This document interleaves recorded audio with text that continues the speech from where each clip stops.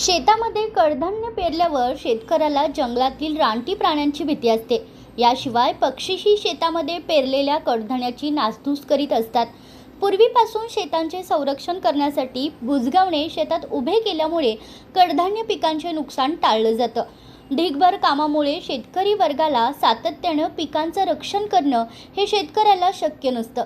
तसेच शेतामध्ये पेरलेल्या कडधान्याने बहरल्याने त्यांच्या सुवासाने रानटी पक्षी, प्राणी, पाखरे शेतात प्रवेश करतात।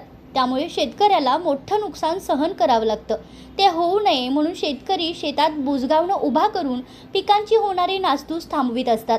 बुजगावणं उभारणं चांगली शक्कल लढवली जाते। यामुळे पिकांचं संरक्षण करण्यास मदत होत असल्याचं शेतकरी वर्गातून बोललं जातं। बुजगावणं माणसाप्रमाणे दिसत असल्याने रानात उभा केलेला बुजगावणे वाऱ्याने फिरत राहतं, तर काही वेळा शेतकरी चक्क काचेची बाटली किंवा रिकामा डबा बांधून ठेवतात। त्यामुळे काहीतरी वेगळा आवाज निर्माण होतो।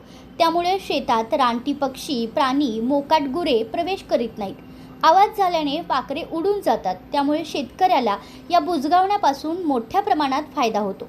शेतकरी शेतामध्ये ज्वारी, शाळू, गहू, मूग, हरभरे, मका, भाजीपालाही पिकवत असतात। याचं संरक्षण शेतकऱ्यानं शेतात उभं केलेलं बुजगावणं करत असतं।